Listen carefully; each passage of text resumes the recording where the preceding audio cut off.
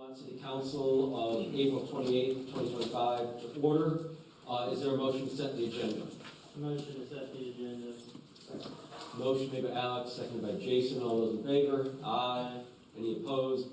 The agenda is set. There is just but one item on the agenda, which is the continuation of our discussion of budget issues from last meeting. My understanding is there's no additional staff presentation. I understand that the focus is mainly going to be on police salaries, and that Councilman Zooks has a proposal. So there being no staff presentation, I would turn it over to Alex to present his proposal. Thank you. And again, thank you to staff, particularly obviously Miles, Kevin, Jared. I'd also like to thank Chief Corky Falls, as me and him have been in contact with this. So again, I'd like to seek council's approval of this, but just to try to propose kind of what in my mindset would be kind of, the benefit for all at stake for this. So one, to start off with, I am not proposing or do not think we should do a tax increase. I also do not believe that we should be taking any funds from our capital improvement projects. I think both of those are kind of key to what we're doing for the citizens. One, making sure we're kind of continuing with these infrastructure projects we've been kind of trying to tackle, but as well as with all the cost of inflation and others kind of that would increase to the citizens. I just don't think it's an appropriate time to do that. But with that being said, the proposal that I have is to fund the full $7,000 for the starting salaries for the police department, as well as paying for the compression issues that would then come with increasing the starting salary. That is the highest recommended from the proposed budget that we had, or excuse me, the proposed memo to the budget that we received. But how do we fund that? Kind of the idea I came up with, and also, and maybe Chief can come up and talk to this as well a little bit. So I didn't do this in a silo, but hold off on the 2 requested police officers that we have, which I believe would be around, $165,000. Is that fully loaded, Miles? The 2 additional, the 2 new positions that were requested for the next fiscal year's budget. Yes, that is correct. One of which is for code enforcement. Now, obviously, we know with our packets that we receive, our updates, weekly updates we receive, there's a lot going on there. In talking to the chief, I would like to maybe, if council so chooses, to give guidance to staff looking into a part-time position to potentially help out with some of the administrative work that might go along with the code enforcement. However, I'll leave that to Miles and Chief to discuss a little bit more, as I don't know the inner workings of that role and what maybe the requirements may be. So call that, whatever, 100 and something, 150, 40, depending on whatever this cost would be for a potential temp. And then that leaves, maybe 2 other buckets of where I'm thinking the funds will come, or potentially even 3, right? So a piece of this will have to come out of the unassigned fund balance. I know last time we did discuss that, operational expenses we don't necessarily want to come from there. What I'm viewing this is as a one-time emergency pull from the unassigned fund balance. And then the idea is as Chief presented at the last meeting, we have 7 open positions in the police department currently. By doing the $7,000 increase to the starting salary, based off of internal kind of intel and just kind of looking around at what the internal salaries are, that'll make us competitive, probably, I'd say maybe in the average range or so. So anticipation is we may, even though we want to, we may not fill those full 7 positions right off the bat on day 1.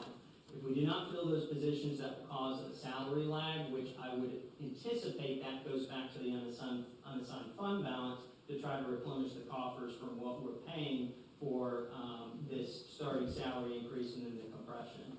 Additionally to that, I looked back at the past couple of years I've been on council, and my buddy Ron Folk provided me his financial details for previous years prior to that. Revenues continue to exceed expectations, particularly sales tax, and then obviously with the property taxes from what I was able to see.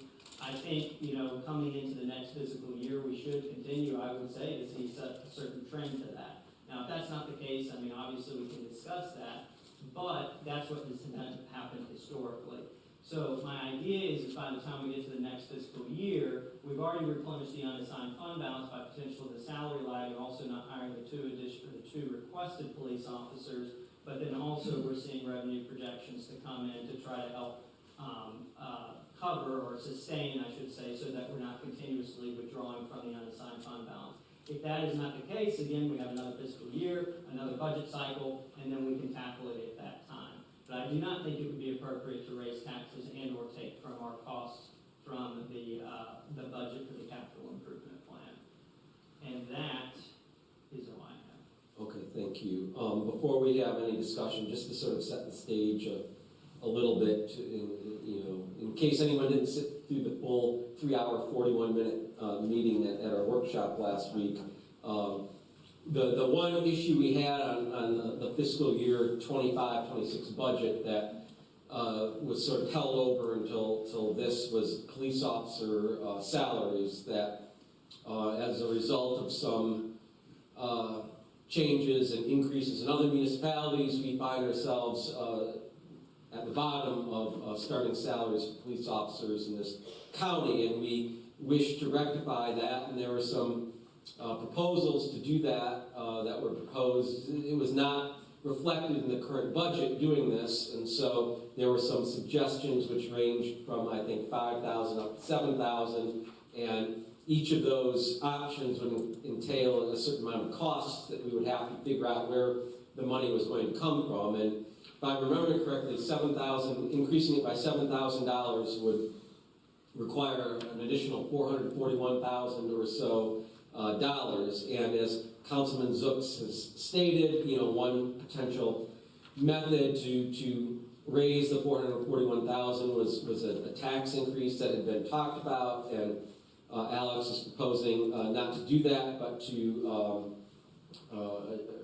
achieve the funds in different ways, and that's what he was talking about with his proposal, and that's what we need to be discussing here today. So was that a succinct summary? It was, but since the past council meeting, there's a little bit more data I'd like to point out that we've kind of looked at. Sure.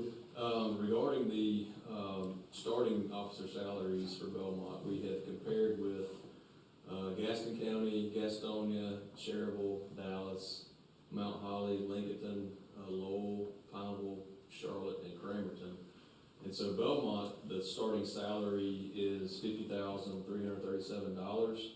We're not at the bottom, but 3 of the municipalities that are currently in the budget process, which is Gastonia, Gaston County, and Mount Holly, are all in a salary study currently. And right now, based on the starting salaries, they're below the city of Belmont. But we anticipate that as they move through the salary process, that there probably will be more of the average that's above Belmont. And those municipalities that are currently above Belmont starting salary for a police officer is Lowell, Pineville, Charlotte, and Cramerton. So if you take those 4 municipalities and average those 4, the average starting salary there is $57,337.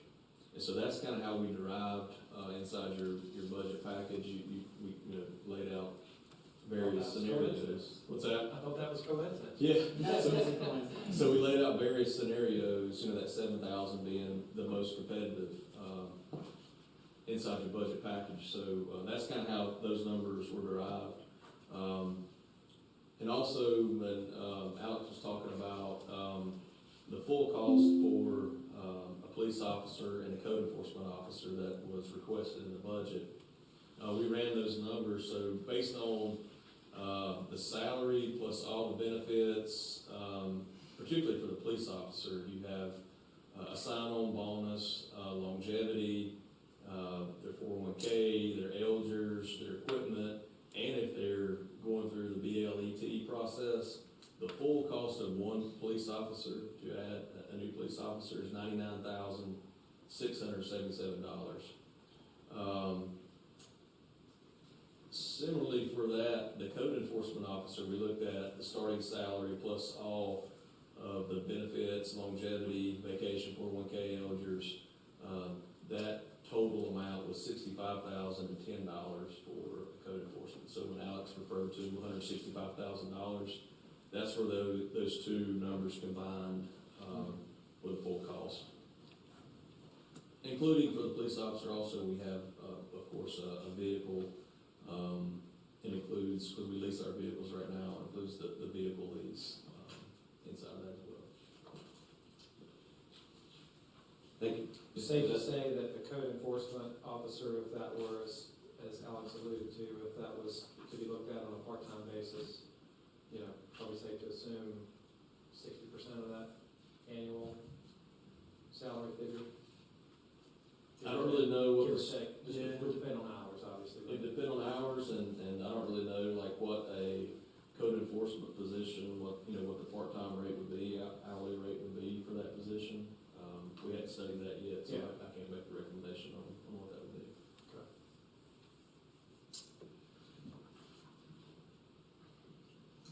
Any other questions or thoughts on Alex's proposal?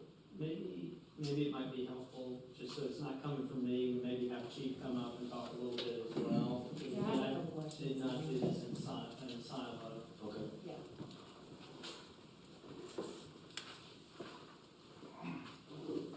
Good evening, council. Good evening. So what exactly do you want me?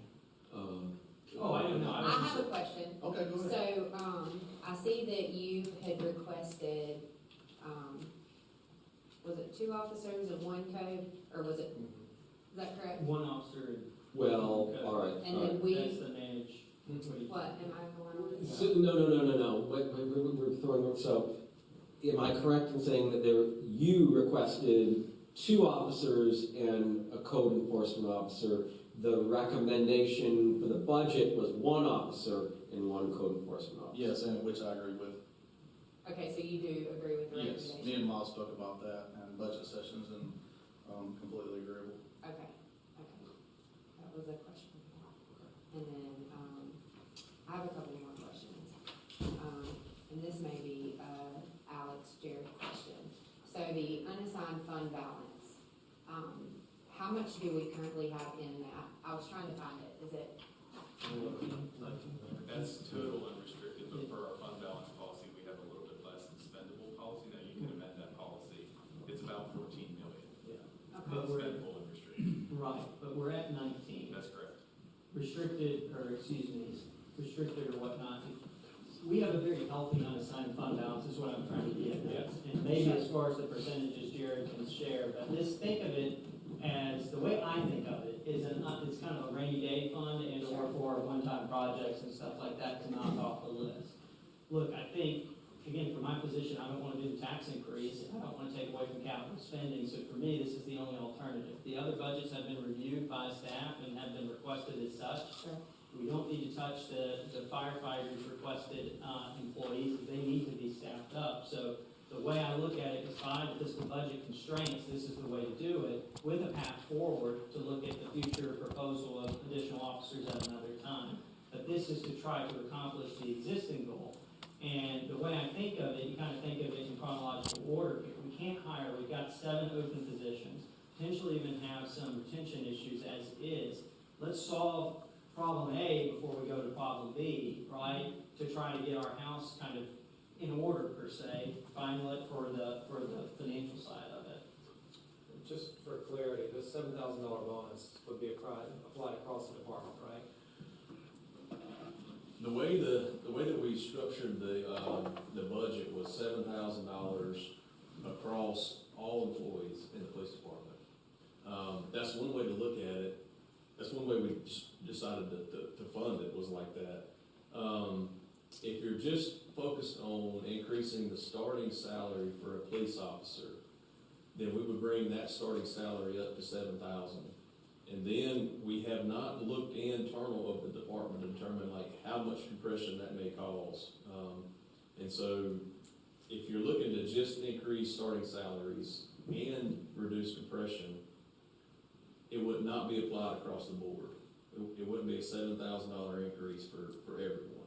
It would just bring those starting salaries up, and then we would go in and say, and then apply the logic of reducing compression.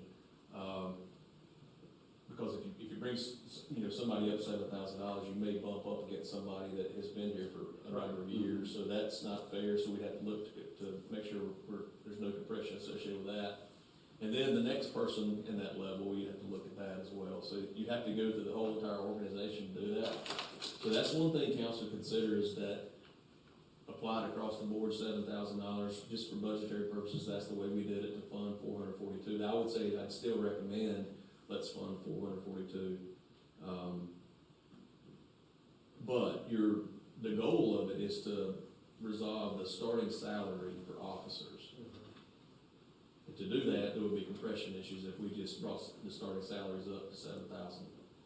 So I say all that to say that the budget amount, the full budget amount, even though we're budgeting for $442,000, more than likely it will be less than that if you're just bringing starting salaries up, and then we're looking internally to reduce compression. So in practice, it would only affect the starting salaries, and then you would, like you said, phase in the compression to address that with the remaining balance on the 442 that That's essentially be a an option. Or Option B would be option B would be 7,000 across the 7,000 board. across. So is it maybe your opinion and Hannah's perhaps that if you do the 7,000 across the board up front, that reduces the potential for compression? And I mean, from a total dollar standpoint, I don't know if that is making sense, but does that reduce or address the potential compression more so by giving that flat 7,000 across the board up front versus applying the 7,000 just to starting salaries and then addressing the compression as you go? Does that make sense? I don't know if one is more advantageous than the other. Yeah, I mean, it would solve the problem of compression, of course, because you're bringing everybody up to basically what they're making right now. We've resolved compression issues in the salary study. So it's a So simple. baseline was corrected with the salary study, but in theory, right? Right. The differential between what's called a band, what do we call it? It's Grade. a grade, right? So if you just move it all up one, you stay consistent with Right. whatever the salary study's findings from last year Right. proposed, right? But I don't know if there's a smarter way to do that in regards to what Miles is suggesting is option 3 in the compression type of formulation to it. I don't know. Can you, put compression in layman terms?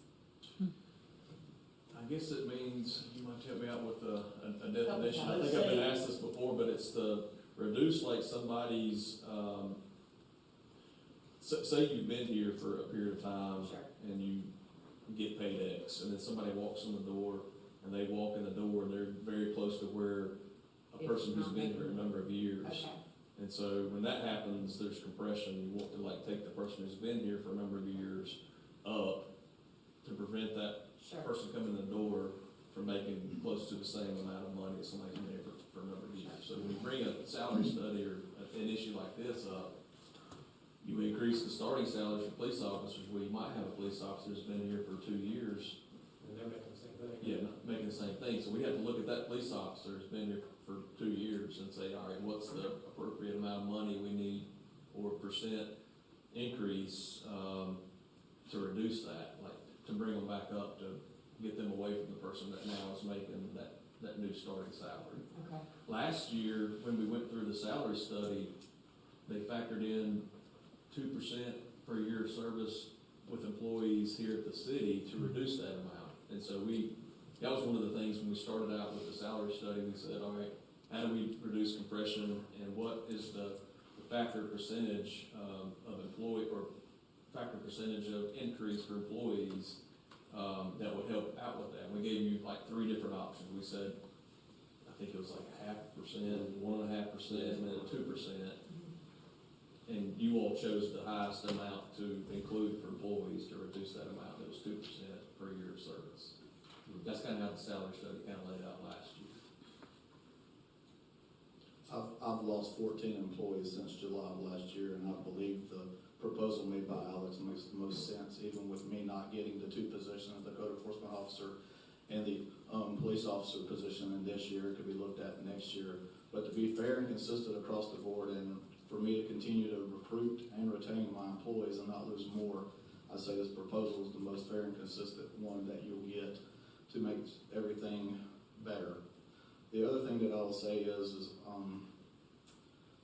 I've looked at this. Me and Tyler Graham and Arthur Pullen have sat down and looked at every individual employee and the results of this and how it would affect compression. There are about 3 employees who need to be adjusted a little bit, which is, with this that will be fixed as well.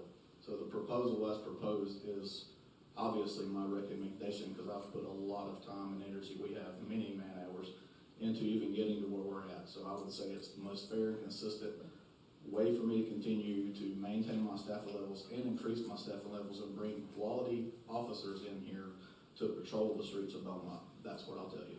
Fair enough. In other words, it's all well and good to create another police officer and code enforcement position, but if we don't solve the issue of the starting salaries, those positions will likely not be filled either. Jim, I haven't hired the 4 people you approved last year yet, so that ought to be the answer. Okay. Yeah. So I had to get there first before I could continue to be great again. Of the 2 recommended positions, would you prioritize one over the other? Code enforcement, I need it. That's why I say that I need at least a part-time, if possible, I need a part-time code enforcement to take some of the stuff off of Lindsay. Y'all know how great Lindsay is, but she's also very much overworked, and she don't say no to anything, and she makes it happen immediately, if not yesterday. So we really need another Lindsay. Even asked her if she had some friends we could hire just like her. But we really need somebody to take a little bit of the workload off of her. That is very, Yes. I understand. yeah, But I, 100%. Lindsay does a fantastic Yes. job. 'Cause I'm probably the only one here that was around pre-Lindsay, and so Yes. I appreciate what a great job she does. She's made my life very easy compared to the other. You know, So just to make sure I understand, what you're asking is the 7,000 Across the increase board. across the board, Mhm. and the positions that were recommended by staff. Well, But what we're proposing is 7,000 across the board with a part-time code enforcement officer, and that's it, correct? Is that right? Or am I missing something? No. why don't you do some, because Yeah, Yeah, I think let me read some of that. Within the targets. So, in the proposed budget, or the manager suggested budget, right, we had 2 officers that were requested by chief to be fully funded into 2 positions. 2 positions. Or sorry, not officers. 2 officers, Yes. 1 code enforcement. Yeah, 3 positions. Well, no. What is in the budget is 1 officer and 1 code enforcement. Recommended, yeah. 2 positions. And funding the ALO. That's gonna be funded, it's already in the budget. But outside of that, there was a memo item to adjust the starting salary. But then if you adjust the starting salary, you then have to deal with the compression issues, which we just discussed with, by increasing that starting salary. So in the memo item, there was a potential of a 7,000, 6,000, and a 5,000. 7,000 was the highest, and by what Miles just kind of went over, that'll give us about average or make us competitive as opposed to kind of not being the lowest, but being in the bottom tier.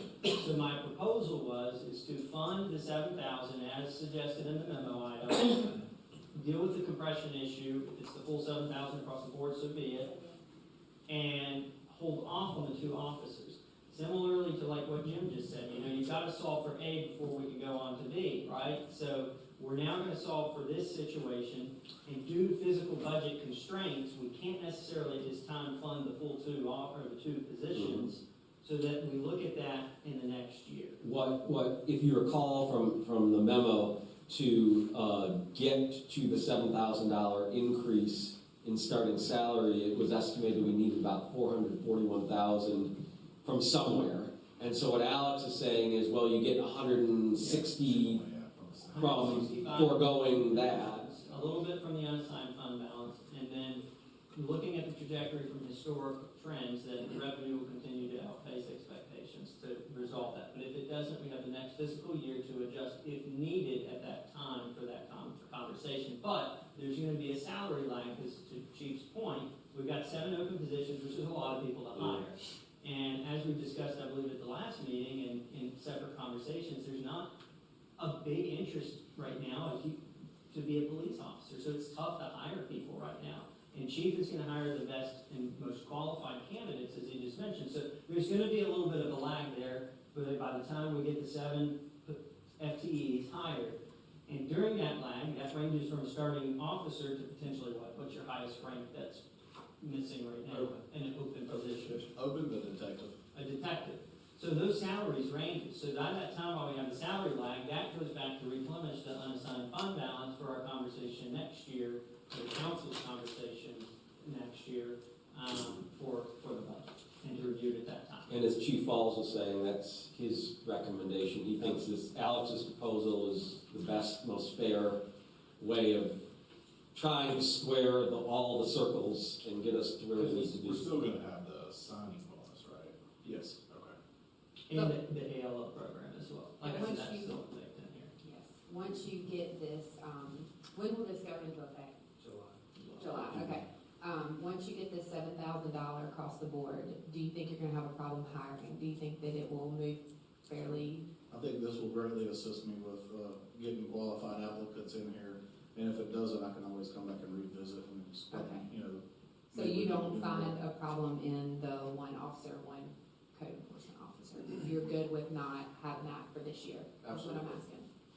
Okay. So I think, I would agree with Alex's proposal. Yeah. I would, I'd be cautiously optimistic. I would say about the growth projection. I think that's good, but you're right. I mean, there has been a trend of, we don't want to bank on that, but, the trend has been positive, that our realization of revenues has been greater, the last several years than what was projected, and that would help offset, some of this that we might need to pull from unassigned fund balance for the time being to make up the shortfall from the salary lag. But I would like to see the part-time officer funded, if that means that we have to pull, a little more out of the. I agree, that's where I was getting, Yeah. Oh, go ahead, sorry. Yeah, so for I'm just thinking through the part-time code enforcement officer's position, not knowing what it may be, but there is, one of the things that we just found out last week was that, we budgeted for insurance. This is our insurance discussion, where the North Carolina League Health and Benefits Trust is no longer providing insurance to municipalities effective June 30th. And so, we've gone out and hired a broker, and then they have shopped the market. We've got the results back as of last week. So United Healthcare will be providing insurance to the city, to the employees. We budgeted for 15%. It came in at 8.7%, which there's a small cost savings there. So maybe within the cost savings of that part, I don't know if that's enough to fund a part-timer. It would be marginal, and then we also have to consider that's our existing employee profile as far as premiums.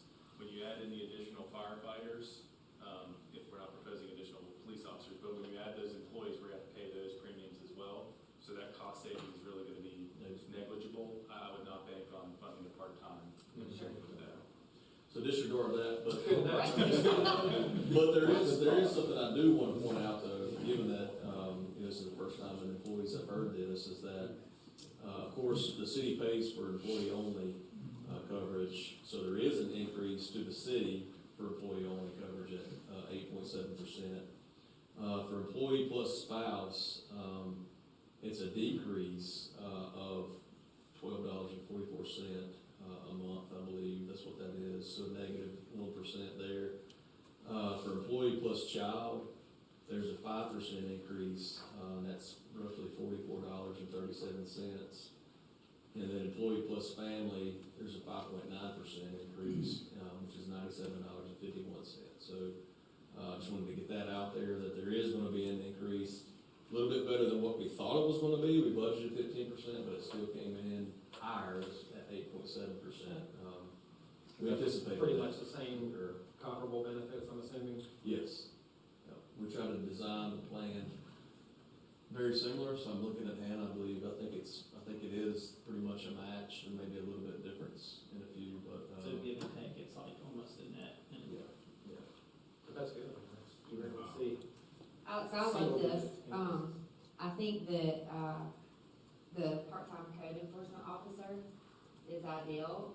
I know that pulling from the general fund is not a good practice, I get that, but I don't know if, we could hold off on the Ford Center or the City Hall renovations, because I just think that our, public safety should come first before anything.